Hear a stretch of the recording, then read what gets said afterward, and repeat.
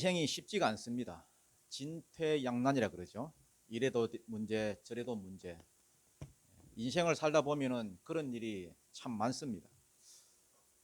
인생 열심히 살아야 됩니다. 인생은 쉽지 않기 때문에.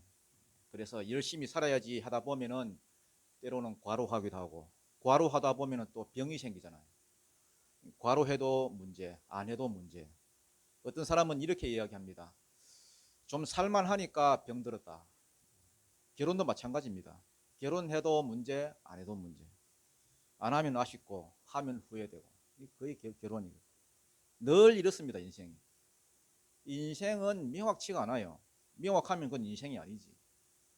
명확한 게 하나도 없고 이래도 문제, 저래도 이래도 안 되고 저래도 안 되고 진퇴양난일 경우가 너무나 많습니다. 오늘 본문도 마찬가지입니다. 진퇴양난입니다. 기근이 더 심해졌습니다. 작년에도 흉년, 올해도 흉년, 더 흉년. 양식 다 떨어졌습니다. 여러분. 사왔는데 다 먹었습니다. 또 사러 가야 됩니다. 그렇지만 사러 가야 되면 그냥 못 갑니다. 왜냐하면 데려가야 됩니다. 근데 아버지는 뭐 죽어도 보내줄 생각이 없고 이래도 문제, 저래도 문제. 문제가 풀리지 않습니다. 집안 분위기가 이러니까 뭐 대화도 안 되고요. 누구 하나 말을 꺼내지도 못합니다. 보다 못한 아버지가 한마디 합니다. 야, 가서 양식 좀 사와라. 그런데 이거 뭐 뻔한 얘기인 거 다 압니다, 여러분. 왜? 사실을 직면한 그러한 말이 아니기 때문에. 양식 사가지고 오려면 누굴 보내야 되는데? 베냐민을 보내야 되는데. 그런데 베냐민 얘기는 끝내지도 않고 양식 얘기만 하고 있으니까 이거는 뭐 문제 해결도 아니고 뭐 그냥 해보는 소리예요, 해보는 소리. 그래서 자식들이 베냐민 데려가야 된다 하니까 아버지가 또 원망을 합니다. 왜 막내가 있다 해가지고 이런 화근을 만들었느냐. 그러니까 자식들이 또 가만 듣고 있으면 되는데 또 가만 안 있고 또 반박을 합니다, 여러분. 우리가 그런 건 뭐 물어볼 줄 알았냐고. 아버지는 원망, 자식들은 반발.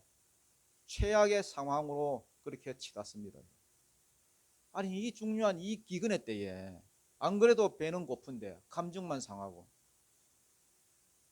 일도 진행이 안 되고 진퇴양난도 보통 진퇴양난이 아닙니다. 여기만 그런 줄 아세요? 우리가 살다 보면 여러분 이런 일이 수도 없이 많아요, 여러분. 그러나 원리만 알면 금방 풀립니다. 이런 때에 어떻게 이 원리대로 풀어나가야 되는지 그 원리를 오늘 본문을 통해서 살펴보도록 하겠습니다. 1절 한번 읽어보죠. 1절, 2절입니다. 시작. 그 땅에 기근이 심하고 그들이 애굽에서 가져온 곡식을 다 먹음에 그 아버지가 그들에게 이르되 다시 가서 우리를 위하여 양식을 조금 사오라. 그 땅에 기근이 심했다. 작년보다 더 흉년이다. 그런 말이죠.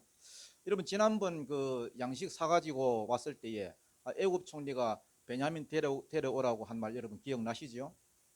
다음번에 양식 사러 올 때는 베냐민 데려와라. 안 그러면은 너희들 다 정탐꾼인 줄 알고 뭐 절대 우리와 거래를 못할 것이다. 엄하게 이야기했습니다. 그런데 베냐민 보낼 수가 있습니까? 없습니까? 없습니다, 여러분. 왜? 죽은 아내와의 약속이기 때문에. 뭐 잘못되기로 하면은 뭐 죽기라고 하면은 큰일 나는 문제 아닙니까? 그래서 베냐민을 안 보내려고 야곱도 이런 무진장 애를 썼을 것입니다. 하면 기근이 풀리려나, 하면 기근이 끝나려나, 하늘 쳐다보면서 기도도 해보고, 양식도 좀 아껴 먹어보고, 누가 많이 먹으면, 야, 씨, 대신야, 그만 먹어라. 그만 쳐먹어라. 지금이 어느 때인데 많이 먹냐. 이러면서 여러분, 양식도 좀 최대한 아껴보고, 자기 딴에는 온갖 노력을 다 했습니다. 여러분. 그런데 하늘도 무심하시죠. 기근이 더 심해졌습니다. 거기다 양식도 떨어지고. 여러분 양식 떨어져 보셨어요? 양식. 어느 가정이나 여러분 쌀독에 쌀이 떨어지면 불안해집니다. 이 양식 떨어지면 이거 어떡하나. 그런데도 말도 못 꺼내고 아들 10명이나 있는데도 서로 눈치만 보고 있습니다. 왜? 양식 사오려고 하면은 베냐민 데리고 가야 되는데 아버지가 여러분 도통 이거 볼건 쥐고는 여러분 보내주지를 않으니 결국 또다시 야곱이 말문을 엽니다. 가서 양식 좀 사와라. 양식이 다 떨어졌다 야. 여러분 우리야 뭐 야곱 그러면 믿음의 족장이고 뭐 하나님이 함께 하신 인물이니까 뭐 존경하고 또 우러러 보고 그렇지요 여러분. 야곱의 삶을 한번 여러분 묵상해 보십시오. 저는 이 말씀 준비하면서 야곱의 삶을 쭉 묵상을 해봤습니다. 야곱도 여러분 참 고달픈 인생입니다. 아들 10명이 있지만 하나도 도움 안 되고 나이나 적나 여러분 지금 130입니다. 자식들하고 대화도 안 되지. 배고픔 앞에 장사 없다고 배고프니까 할 수 없습니다. 또 자기가 나설 수밖에 없습니다. 가서 양식 좀 사오지. 그랬더니 누가 났습니까? 유다가 났습니다. 3절부터 5절 한번 읽어보겠습니다. 3절부터 5절 시작. 유다가 아버지에게 말하여 이르되 그 사람이 우리에게 엄히 경고하여 이르되 너희 아비가 우리 함께 오지 아니하면 너희가 내 얼굴을 보지 못하리라 하였으니 아버지께서 우리 아우를 우리와 함께 보내시면 우리가 내려가서 아버지를 위하여 양식을 사려니와 아버지께서 만일 그를 보내지 아니하시면 우리는 내려가지 아니하리니 그 사람이 우리에게 말하기를 너희의 아우가 너희와 함께 오지 아니하면 너희가 내 얼굴을 보지 못하리라 하였음이니라. 예, 다들 이제 말도 한마디 못 꺼내다가 아버지가 이제 먼저 나서서 양식 좀 사오라는 말에 기다렸다는 듯이 누가 대답을 합니까? 유다가 대답을 합니다. 여러분 일반적으로 보통 가정에 보면은 주로 누가 이렇게 아들 많은 집 보면은 누가 말을 합니까? 여러분 마지가 말을 합니다. 여러분. 예수님 제자 중에도 여러분 나서기 협회 회장이 하나 있지요. 누굽니까? 여러분 베드로입니다. 베드로. 베드로는 무슨 일만 있으면 자기가 앞에 나서가지고 여러분 말이나 좀 조리 있게 하나 엉뚱한 말 해가지고 고사리나 먹고요.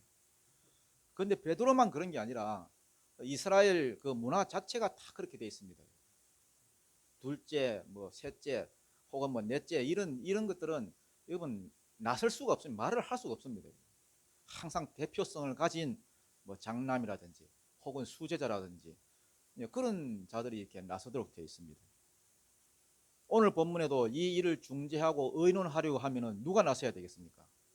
장자 르우벤이 나서야 됩니다. 근데 르우벤은 왜 못 나서느냐? 르우벤은 여러분 이미 아버지와의 관계가 끝난 사람입니다. 지난 시간에 지난 시간에도 배웠지만은 르우벤은 여러분 자기 서무하고 통관을 했잖아요. 통관했기 때문에 벌써 아버지의 신용을 잃었습니다. 신용을 잃었으니까 뭐 지난 시간에도 살펴보았지요. 자기도 한번 시도를 해봤습니다. 여러분. 아버지, 이 베냐민 내가 못 데리고 오면은 대신에 내 아들 이 둘 있는데 죽이소서. 아주 막 강하게 세게 이야기했지만은 씨알도 안 먹혔습니다. 여러분. 벌써 신용을 잃었습니다. 아버지하고 뭐 벌써 관계가 끝났지요. 그 다음에 누구 차례입니까? 시몬이고 그 다음은 레위입니다. 이것들도 마찬가지예요. 아버지하고 말 안 하고 산 지 오래됐습니다. 세겜 사건 이후로 혈기와 이 분노 이걸 다스리지 못해가지고 세겜 사람들 가서 막 다 때려 죽이고 아버지가 학을 뗐습니다. 그래가지고 안 그래도 여러분 시몬은 지금 애굽에 갇혀 있잖아요. 아버지와 신뢰 관계가 회복이 안 되는데 무슨 여러분 대화가 되겠습니까? 어차피 유다가 나서야 됩니다. 아버지를 설득합니다. 아버지, 지난번에 내려갔을 때에 국무총리가 하도 우리를 정탐꾼이라고 누명을 씌우길래 우리 정탐꾼 아니다. 우리는 한 아버지의 아들이다. 그래 원래는 12이었는데 하나는 없어졌고 하나는 지금 우리 아버지하고 있다. 그랬더니 국무총리가 그 말을 받아가지고 좋다. 너 그 말이 진짜인지 아닌지 보자. 다음번에 양식 사러 내려오면은 막내 아들 막내 데리고 와라. 증거를 대봐라. 데려오면은 정탐꾼이 아닌 줄 알고 여기다 거래를 할 것이고 아니면 너희들 죽을 것이다. 애굽에서 겪었던 일을 다시 한번 상기를 시켜줍니다. 그러면서 여기 보면은 유다가요 아버지의 마음을 열 수 있는 중요한 말을 하나 합니다. 4절에 보니까요 아버지께서 우리 아부를 우리와 함께 보내시면 우리가 내려가서 유다가 여러분 아버지의 마음을 이해하기 시작합니다. 아버지의 걱정이 뭔지 아버지의 불안이 뭔지 아버지가 중요하게 생각하는 게 뭔지, 아버지가 왜 베냐민을 놓지 못하는지. 다른 아들은 다 여러분 그 마음을 이해할 수가 없는데 저 늙은 영감이 왜 저럴까 그렇게만 생각했는데, 유다는 여러분 아버지의 마음을 이해합니다. 아니, 마음을 알아야 대화가 될 거 아닙니까? 그 마음을 유다는 알았습니다. 유다가 하는 말을 한번 보십시오. 우리의 아우, 우리가 사랑하는 아우. 이 마음이 전달돼야 아버지의 마음이 열릴 거 아닙니까? 유다는 베냐민처럼 말하지 않았어요.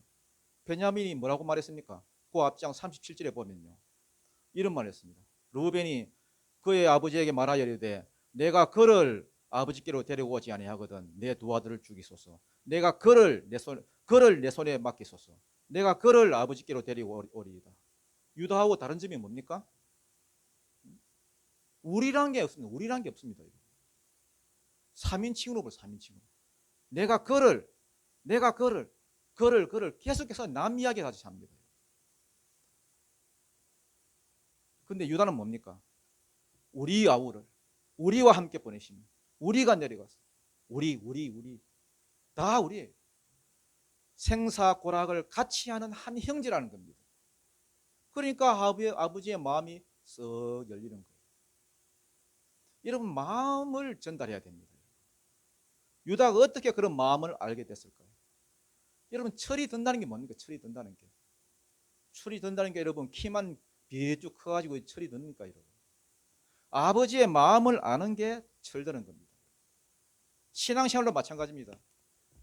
아버지의 마음을 아는 게 성숙한 신앙입니다. 너무 여러분 내 문제 당장 급한 내 문제 나 이건 여러분 성숙한 신앙이 아닙니다. 여러분 아버지의 마음을 아는 것이 성숙한 신앙입니다. 유다는 아버지의 마음을 알았어요. 어떻게 유다가 아버지의 마음을 알게 됐을까요? 왜? 자기가 아들 둘을 잃어봤기 때문에. 자기가 요셉을 팔아먹자고 해가지고 팔아버린 후에 유다는 집에 가만히 있을 수가 없었어요. 너무 괴로워가지고 죄책감이 들어가지고 그래서 그만 집을 나와버렸습니다. 가출했습니다. 가서 가나안 여자 수아라는 여자를 만나가지고 애를 줄줄이 셋을 낳았는데 여러분 큰아들이 무슨 죄를 지었는지 막 급사를 해버렸네. 죽어버렸네. 그래서 형사치수 제도가 있어가지고 둘째 아들을 며느리한테 줬는데 얘도 죽어버렸습니다. 얼마나 가슴이 아팠겠습니까? 그런데다가 막내 아들마저 주고 싶겠습니까 여러분? 주면 또 죽을 텐데. 그래서 이 막내만은 내가 지켜야 된다. 막내만은 내가 또 죽게 할 수 없다. 그래가지고 여러분 그때 자기가 품었던 그 마음 가만히 보니까 지금 이 아버지의 마음이 그 마음이다. 그런 아버지의 마음을 왜 모르겠어요? 아버지가 지금 저러는 것 이해가 되는 거라. 그러니 대화가 되는 거예요. 그리고 유다는요 인생의 밑바닥까지 경험을 해본 사람입니다. 졸지에 두 아들을 잃고 나니까 너무 슬프고 외롭고 그래서 며느리를 쫓아냈잖아요. 며느리를 쫓아냈는데 이제는 자기 아내마저 죽었습니다. 너무나 속상하고 또 외롭기도 하고요. 그래서 홧김에 창녀하고 하룻밤 보냈는데 하필이면 그게 며느리였습니다. 여러분. 며느리가 임신을 했어요. 막장도 여러분 이런 막장이 어디 있습니까 여러분. 그때 자기 자아가 다 깨져버렸습니다. 유다는 인생의 바닥까지 내려갔던 그런 경험이 있습니다. 그러니 아들을 잃은 아버지의 심정이 어떤지 아버지의 마음이 이해가 되는 거라. 베냐민은 여러분 그냥 베냐민이 아니에요. 아버지의 생명과 같은 존재입니다. 가장 사랑했던 그 아내가 낳은 아내의 분신과 같은 그런 존재입니다. 그 아들을 어떻게 놓겠습니까? 못 놓지요. 지금 야곱의 불안감이 뭡니까? 야곱의 걱정이 뭡니까?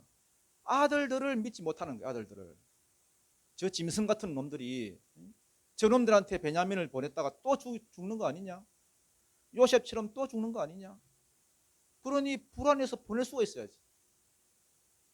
유다가 왜 성숙한지 아십니까? 아버지의 마음을 읽었습니다. 아버지의 마음을 읽고 진실되게 마음을 담아서 말을 전달합니다. 아버지, 베냐민은 우리와 하나입니다. 베냐민은 우리의 아우, 우리입니다. 우리와 하나입니다. 여러분, 우리란 이 생각은 여러분 기적을 가져옵니다. 여러분 오늘날 이 시대를 보십시오. 사방이 다 막혀 있잖아요. 왜 지금 이 시대가 온통 다 벽으로 막혀 있습니까? 왜 부모 자식 간에 벽이 생기고 부부 간에 벽이 생기고 형제들 간에 벽이 생깁니까? 왜 교회에서도 같은 성도끼리 여러분 벽이 생기고 여러분 다들 마음이 닫혀 있고 말문이 왜 그렇게 막혀 있습니까? 왜? 마음이 전달이 안 되는 거예요. 말은 전달이 되는데 여러분 명절에 여러분 다 뭐 가족들 다 모여 보면 알잖아요. 말한다고 이게 말이 전달됩니까, 여러분? 마음이 전달 안 되면 다 여러분 아들은 이 말 하고 있고 딸은 이 말 하고 있고 부모는 이 말 하고 있고 말은 많은데 여러분, 마음이 전달 안 되는 거예요. 여러분 말 가지고 다 해결하려고 하지 마십시오. 마음이요, 마음. 여러분 누구와 진심 어린 대화를 하고 싶습니까? 말이 아닙니다, 여러분. 말이 아니라 마음을 전하십시오. 마음이 전달돼야 말이 전달될 거 아닙니까? 여러분 어떤 사람은 말하면 여러분 그 말 듣기도 싫어요. 얼굴을 확 돌리고 싶어요. 그런 사람이 있어요. 얼굴 쳐다도 보기 싫은 사람. 그래가지고 무슨 말인들 대화가 되겠습니까? 마음이 안 열리는데. 그러나 어떤 사람은 말하지 않아도 그 진심이 느껴지는 사람이 있습니다, 여러분. 그냥 만나서 아무 말 안 했는데도 그래도 좋아요. 말 안 해도 알겠어요. 이해가 돼. 왜? 진심이 전달이 되니까. 야곱을 보십시오. 마음이 열리니까 말문이 열리잖아요. 6절부터 한번 읽어보세요. 6절 7절입니다. 6절 7절 시작. 이스라엘이 이르되 너희가 어찌하여 너희에게 또 다른 아우가 있다고 그 사람에게 말하여 나를 괴롭게 하였느냐. 그들이 이르되 그 사람이 우리와 우리의 친족에 대하여 자세히 질문하여 이르기를 너희 아버지가 아직 살아 계시느냐 너희에게 아우가 있느냐 하기로 그 묻는 말에 따라 그에게 대답한 것이니 그가 너희의 아우를 데리고 내려오라 할 줄을 우리가 어찌 알았사오리까. 예, 야곱이 지금 불평하고 있지요. 불평하고 있습니다. 근데 불평은 하고 있지만은 대화를 받아주잖아요. 아니 양식을 사러 갔으면 그냥 이 딱 치고 가만히 있지. 양식이나 사오지. 아니 뭐 한다고 집안에 동생이 있다고 이야기해가지고 동생을 데려오게 만들었냐. 이거는 여러분 나무라는 게 아닙니다, 여러분. 그냥 하소연이에요, 하소연. 진심이 안 느껴지면 야곱이 이런 말 하지도 않아요. 야, 쓸데없는 말 하지 마라. 가 그냥. 내가 알아서 할게. 이렇게 이러고 말지. 그런데 말을 하잖아요, 지금. 그러니까 그들이 이러되 지금 대화가 되죠. 아니 우리가 전능한 하나님도 아니고 귀신도 아니고 그 사람이 아우를 데려오라 할 줄 어떻게 알았겠습니까? 그리고 우리가 또 말하고 싶어서 말한 게 아니고 자꾸 막 꼬치꼬치 캐물으니까 자꾸 물어봤습니다. 너가 아버지는 계시냐? 너가 아버지 뭐 하시노? 너한테 말지 아우가 있냐? 계속 묻길래 그리고 데려오라고 할 줄 어떻게 알았겠습니까? 그러면서 유다가 말을 하다가 이제는 아버지의 마음을 확실하게 마음을 열어젖힙니다. 두 가지 핵심적인 말을 합니다. 8절부터 10절 한번 읽어보죠. 8절부터 10절입니다. 시작.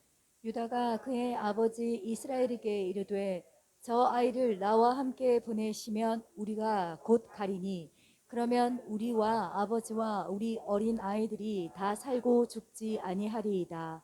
내가 그를 위하여 담보가 되오리니 아버지께서 내 손에서 그를 찾으소서.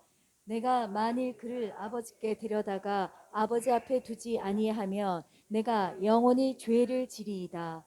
우리가 지체하지 아니하였더라면 벌써 2번 갔다 왔으리이다. 예, 유다가 첫 번째는 긍정적인 말을 합니다. 어떤 말요? 긍정적인 말. 8절에 보니까 아버지 만약에 지금이라도 우리가 내려가면은 즉 지금이라도 베냐민을 보내시면 아버지 그리고 우리 아이들 다 살고 죽지 아니하리이다. 살 수가 있다. 안 죽는다. 우리 다 살게 된다. 이게 복음을 가진 사람의 말입니다. 할 수만 있으면 여러분 살리는 말을 하십시오. 할 수만 있으면 여러분 긍정적인 말을 하십시오. 그게 하나님 나라의 백성입니다. 르우벤처럼 여러분 나를 죽이소서, 내 아들 두 아들 죽이소서 이런 말 안 해요. 죽는다 망한다 이런 부정적인 말 안 합니다. 여러분 이러면 우리가 살 수 있습니다. 다 살게 됩니다. 다 살게 된다는 게 다 긍정적인 이야기, 사는 이야기. 여러분 누구를 만나더라도 여러분 누구에게 말을 하더라도 긍정적인 말을 하십시오. 산다는 말을 하십시오. 복음을 말하십시오. 복음을. 그게 하나님의 백성이고 그게 사람의 마음을 여는 비결입니다. 그러면서 또 하나 책임지는 말을 합니다. 책임지는 말. 9절이죠. 내가 그를 위하여 뭐가 되리니? 담보가 되리니 내 손에서 그를 찾으소서. 여러분 담보 아시죠? 담보. 은행에서 여러분 담보 안 잡고 그냥 돈을 빌려줍니까? 은행은 여러분 요것만큼도 손해 안 보는 것이 은행입니다. 뭘 요구합니까? 담보를 요구합니다. 신용 담보든 아니면은 뭐 부동산 담보든. 그러면 내가 담보가 되겠다는 말은 뭐 하겠다는 겁니까? 지금 이 사람이 못 갚을 때에 내가 대신 갚겠습니다.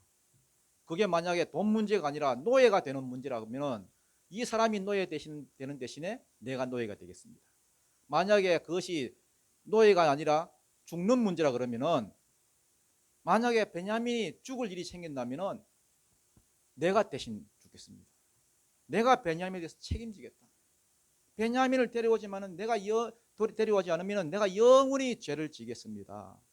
영원히 책임지겠다는 거예요. 영원히.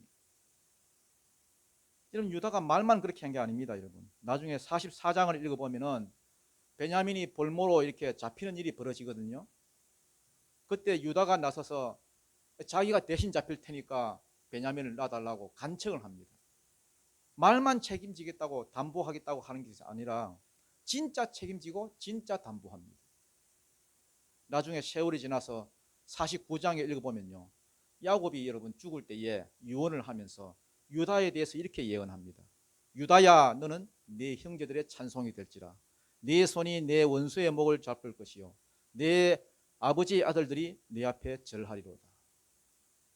유다가 모든 형제로부터 존귀를 받고 유다 지파에서 뭐가 일어난다는 겁니까? 왕이 날 것이란 말입니다. 그리고 그 왕위가 안 끊어지고 계속해서 이어지다가 나중에는 메시아가 온다. 예수 그리스도가 그 계통을 통해서 옵니다. 예수 그리스도께서 우리의 이 땅에 오실 때에 우리의 죄를 위해서 책임지는 사랑을 위해서 자기가 책임지고 인류를 구원하기 위해서 오셨잖아요. 유다가 그렇습니다. 여러분. 유다가 책임지는 사랑을 보여줄 때에 예수님께서 그 계통을 통해서 오십니다. 유다는 여러분 복을 받은 정도가 아니라 12 형제 가운데서 가장 놀라운 복을 받았습니다. 왜 유다가 이 놀랍고 탁월한 복을 받았느냐? 그는 여러분 가장 빛이 난 자리로 내려갔습니다. 담보가 되기 위해서. 아니 베냐민 못 데리고 오는 거하고 자기 죽는 거하고 무슨 상관이 있어? 무슨 상관이 있습니까? 아버지 내가 이 아들을 담보하겠습니다. 내가 이 아이를 책임지겠습니다.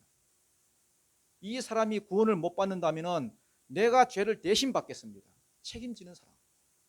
이런 책임지는 사랑으로 자기를 희생하고 낮추고 섬기는 자리로 내려갔던 그가 하나님 나라에서는 가장 높은 자입니다. 너희 중에 누구든지 높아지려고 하면은 섬기는 자가 되고 너희 중에 누구든지 어떠함이 되고자 하면은 모든 이들의 종이 되어야 하리라. 이게 하나님 나라가 작동되는 원리입니다. 하나님의 나라는 밑으로 내려가서 섬길수록 더 높아지는 나라입니다. 여러분 오늘 저와 여러분도 책임지는 사랑을 하기를 축복합니다. 여러분 가족을 위해서 책임지는 사랑을 하시기 바랍니다. 믿지 않는 여러분 가족이 있다 칩시다. 믿지 않는 가족이 있어서 그 영혼이 지금 심판받아서 죽을 운명이라면 그 사람 대신에 내가 담보가 되겠습니다. 내 남편, 내 자식 그 불쌍한 영혼 대신에 내가 담보가 되겠습니다. 죽어가는 내 이웃을 위해서 죽어가는 이 도시를 위해서 내가 담보를 하고 내가 책임지고 내가 구원해 내겠습니다. 많은 사람들이요 가인과 같은 대답을 합니다. 네 아우 아벨이 어디 있느냐? 아, 내가 내 아우를 지키는 자입니까? 왜 나한테 그걸 묻습니까? 여러분, 지금 여러분 웃지만은요, 이런 교회들이 지금 판을 칩니다.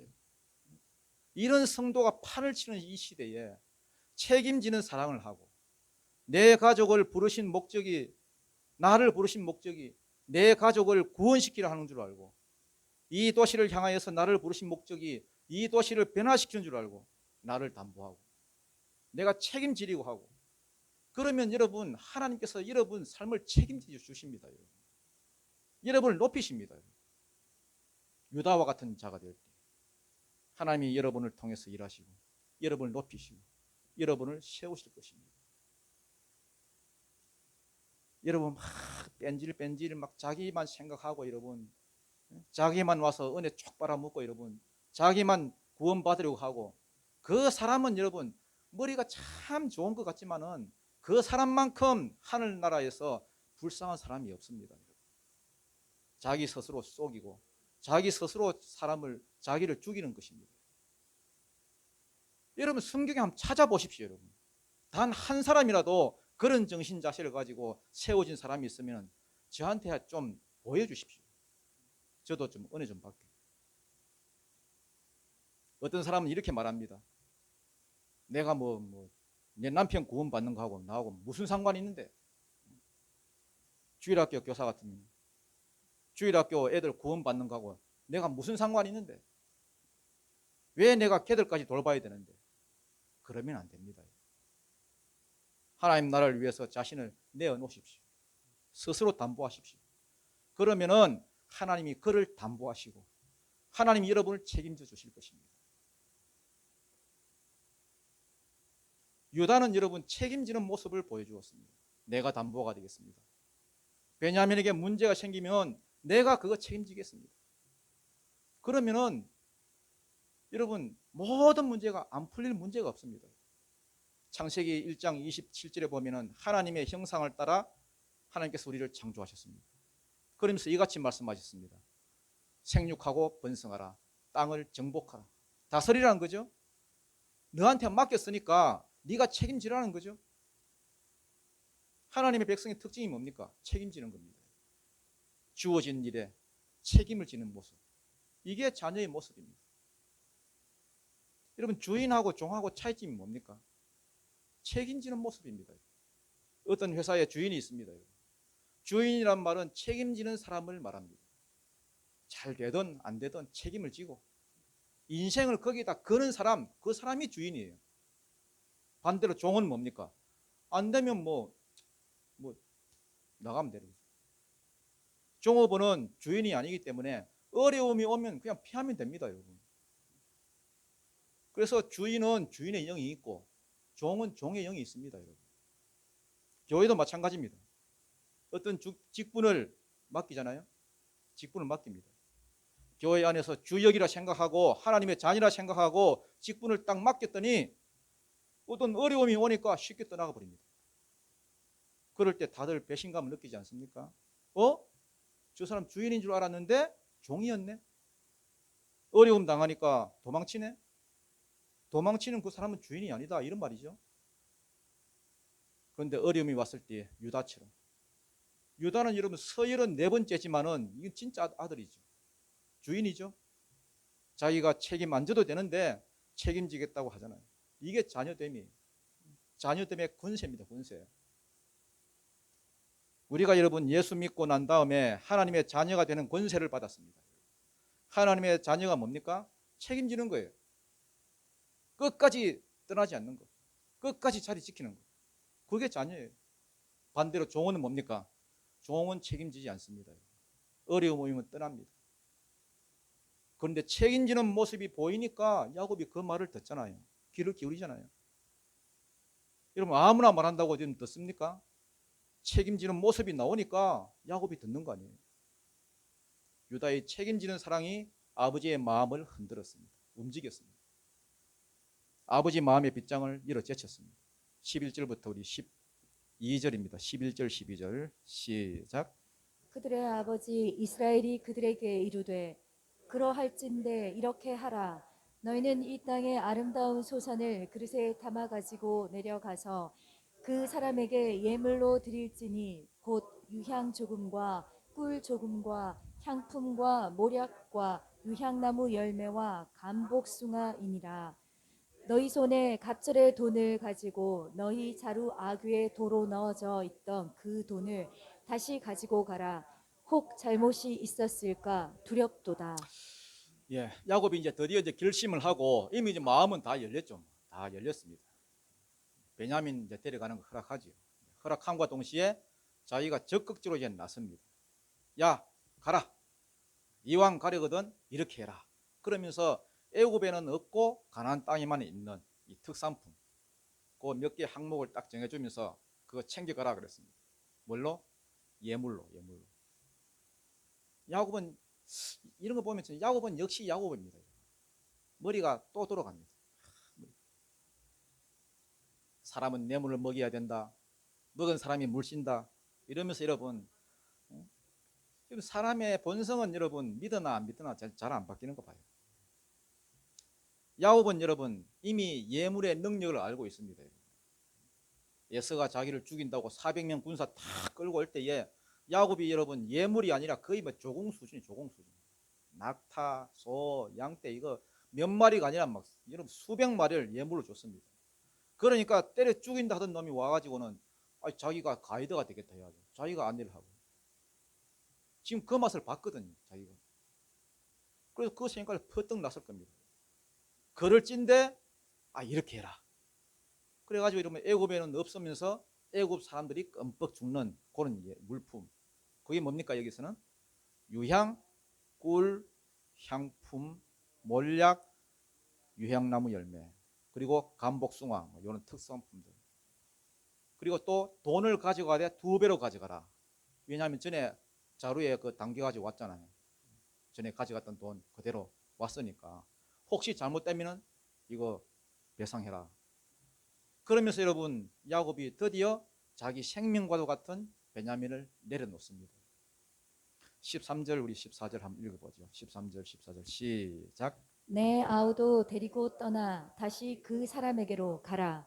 전능하신 하나님께서 그 사람 앞에서 너희에게 은혜를 베푸사 그 사람으로 너희 다른 형제와 베냐민을 돌려보내게 하시기를 원하노라. 내가 자식을 잃게 되면 이르리로다. 아멘. 예, 하나님 여러분 우리를 붙드시는 손은 여러분 전능한 손입니다. 여러분 이거 믿으십니까? 전능한 손이 능력 있는 손입니다. 끝까지 우리를 붙드시기 때문에 누구라도 여러분 그 손에 붙들리기만 하면 여러분 빠져나올 수가 없습니다. 여러분 항복해야 됩니다. 야곱이 아무리 여러분 자기가 야곱이고 자기는 뭐 움켜쥐는 자고 자기는 뭐 한 번 쥐면 움켜쥐면 놓지 않는 자라 할지라도 야곱이 여러분 붙드는 그 힘보다 여러분 하나님이 야곱을 붙드는 힘이 훨씬 강합니다. 여러분. 하나님의 손에 한번 붙들리면은 그냥 항복하는 수밖에 없어요. 빠져나올 수가 없습니다. 여러분. 우리도 마찬가지입니다. 여러분. 하나님이 아무 간섭 안 하시고 우리를 내버려 두신다면은 상관이 없겠지. 그러나 하나님이 우리 삶에 개입하시고 하나님의 손이 우리를 붙드시면 할 수 없습니다. 그냥 이러면 항복하는 거예요. 하나님 제가 졌습니다. 하라는 대로 하겠습니다. 그게 가장 지혜로운 자고 여러분. 그게 가장 좋은 신앙입니다. 야곱도 지금 두 손 들고 항복하는 장면입니다. 베냐민은 여러분 야곱이 뗄래야 뗄 수 없는 생명과도 같은 존재였잖아요. 죽은 아내하고의 마지막 약속이고 마지막 희망이고 이거 없으면 그냥 죽는 겁니다. 여러분. 라헬 죽었지, 요셉 죽었지. 안 죽었지만 자기는 죽은 줄 알았습니다. 요셉. 이제 베냐민마저 놓게 되면은 세상을 살아야 될 이유 아무 의미가 없는 겁니다. 그래서 아무것도 없는 중에 베냐민만 볼끈 쥐고 있었는데 이것도 여러분 내려놓습니다. 그러면서 하는 말이 전능한 하나님이 그래요. 전능한 하나님이 그 사람 앞에서 너희에게 은혜를 베푸사 베냐민도 시몬도 뭐 해주기를 원하노라? 돌려주기를 원하노라. 이게 여러분 야곱이 궁극적으로 믿는 구석입니다. 지금 유다가 담보하겠다고 자기가 말을 했지요. 자기가 책임지겠다. 이 말이 여러분 야곱의 마음을 움직인 것은 사실입니다. 그리고 예물 들고 가라 한 거 그것도 마찬가지고 그거 믿는 구석입니다, 여러분. 그러나 궁극적으로 뭘 믿습니까? 전능하신 하나님입니다. 엘 샤다이 하나님. 엘 샤다이 하나님. 엘은 하나님이고 또 이 샤다이란 말은 근원, 힘의 근원이라는 말, 근원. 힘의 근원 되신 하나님. 능력의 근원 되신 하나님. 전능하신 하나님이 그 사람 앞에서 너희에게 은혜를 베풀게 하사 시몬도 돌려보내고 베냐민도 돌려보내고 야곱이 완전히 변했습니다. 하나님은 여러분 지금 이 사람들이 가나안 땅에서 애굽으로 옮겨져서 큰 민족 이루는 것도 물론 중요하지만 그만큼 중요한 게 또 뭐냐? 이 일에 쓰임 받는 자들이 변화되는 것입니다. 야곱도 더 이상 옛날 야곱이 아닙니다. 완전히 달라졌습니다. 전능하신 하나님께서 그 사람 앞에서 너에게 은혜를 베푸사 다 돌려보내주시기를 원합니다. 내가 자식을 이렇게 잃게 되면 이러리로다. 나는 하나님이 돌려보내주시기를 원하지만은 나는 전능하신 하나님이 은혜를 베풀어 주셔서 베냐민이 돌아오기를 바라지만은 만약에 이마저도 하나님의 뜻이 아니라면은 내가 그것도 내려놓겠습니다. 여러분 내려놓는 게 무슨 뜻입니까? 포기한다는 거잖아요. 포기하고 그 다음 맡긴다는 거예요. 맡기기 위해서는 여러분 먼저 내려놓는 과정이 필요합니다. 내려놓지 않으면 맡길 수 없죠. 우리는 맨날 그러죠. 맨날 그러잖아요. 하나님께 맡깁니다. 하나님께 다 맡깁니다. 그런데 뭘 맡기죠? 내려놓는 것도 없는데. 여러분 예수 믿고 나서 뭐 포기한 거 있습니까? 뭘 포기했는데? 뭘 내려놨는데? 뭘 내려놔야 맡기든지. 죽으면 죽으리로다. 이렇게 되면 이르리로다.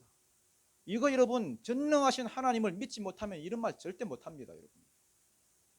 하나님을 사랑하는 자 곧 그 뜻대로 부르심을 입은 자들에게는 모든 것이 합력하여 선을 이루시느니라. 선을 이루시는 그 주님 믿지 못하면 할 수 없는 말입니다. 나중에 여러분 수백 년이 지나고 흐르고 난 뒤에 바벨론으로 잡혀간 그 포로들 가운데 사드락과 메삭과 아벳노고 그 다니엘의 세 친구들 신상 앞에 절하라고 하는데 절 안 하고 있었습니다. 그때 느부갓네살 왕이 이렇게 말합니다. 야 너희들 절 안 하고 그렇게 버티면은 풀무불에 지금 다 집어넣을 테니까 절 할래 안 할래? 지금이 마지막 기회다. 그럴 때에 그들이 말하기를 왕이시여 우리가 이 일에 대해 대답할 필요조차 못 느낍니다. 우리가 절을 안 해서 불 가운데 들어갈지라도 전능한 하나님께서 우리를 건져내실 줄 믿습니다. 그러나 그리 아니하실지라도 이게 중요해요.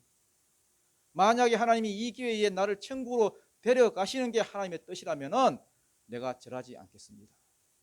이런 믿음의 고백을 제일 먼저 했던 사람이 누구냐? 야곱이 야곱.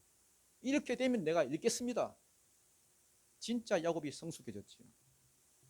내려놓기 시작하니까 어떤 결과가 나옵니까?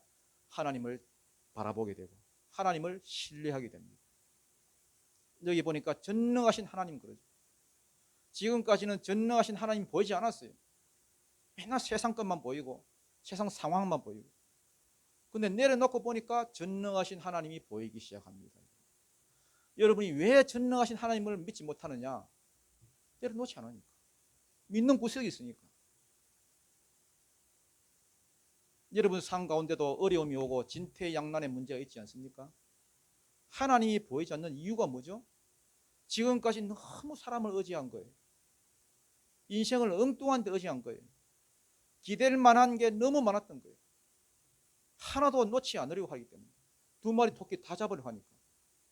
그러나 어느 순간 다 내려놔야 될 때가 옵니다. 여러분. 전능하신 하나님의 손이 여러분을 향할 때, 여러분을 붙들 때에 이런 고백이 나올 수밖에 없도록 다 내려놓고 이러면 이러이로다. 그런 상황으로 몰고 가실 때가 옵니다. 그때 다 내려놓게 되면은 전능하신 하나님이 일하기 시작합니다. 전능하신 하나님이 못할 일이 뭐가 있겠습니까? 전능하신 하나님입니다. 오늘 여러분 인생을 살다 보면은 막막한 상황이 올 때가 있습니다.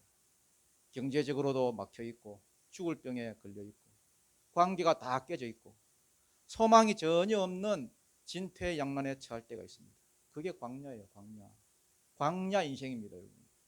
그러나 광야 인생 끝내는 확실한 방법이 하나 있는데 그게 뭐냐? 하나님을 붙드는 겁니다. 전능하신 하나님을 붙드는 거예요. 자기가 의지하는 것들 다 내려놓고 전능하신 하나님께 다 맡길 때에, 하나님께 순종할 때에, 그때가 광야를 졸업할 시간입니다. 여러분, 언제까지 광야를 걸으실 건데요? 이스라엘 백성들은 40년 동안 광야 생활을 했습니다. 여러분, 40년 동안 광야길을 걸으실래요? 아니면 지금 당장 나는 할 수 없습니다, 내려놓고 맡기겠습니다. 맡기는 게 광야를 졸업하는 시간입니다. 그때부터 야곱을 보십시오. 맡겼던 것들이 다 풀리고, 여러분 모든 여러분 맺혔던 것이 다 풀리기 시작하잖아요. 지금부터는 순리대로 그냥 진행만 되는 겁니다. 여러분. 아브라함도 창세기 22장에 보면은 100세에 낳은 아들, 그거 여러분 생명과 같은 아들입니다. 그 하나님께 드리라 그랬죠. 그때 나는 할 수 없습니다, 내려놓고 맡기잖아요. 그랬더니 여호와 이레의 하나님을 만나지 않습니까? 이삭도 보십시오. 블레셋이 와가지고 우물 파놨더니 그 뺏어가고, 또 팠더니 또 뺏어가고, 내려놓고 계속 내려놨더니 거기서 르호봇, 넓은 땅을 차지하게 되고, 어디까지 갔어요? 브엘세바. 7개의 우물이 한꺼번에 터지는 그러한 놀라운 기적을 맛보지 않습니까? 브엘세바의 하나님을 만났어요. 언제요? 내려놓을 때. 내려놓고 하나님께 맡겼더니 브엘세바의 축복으로 하나님께서는 주셨습니다. 여러분 잊지 마십시오. 여러분 인생이 언제부터 풀리기 시작하느냐? 내려놓을 때부터요. 내려놓고 맡길 때부터 풀리기 시작한다는 거예요. 지금도 여러분 삶 가운데 진퇴양난의 위기가 있습니까?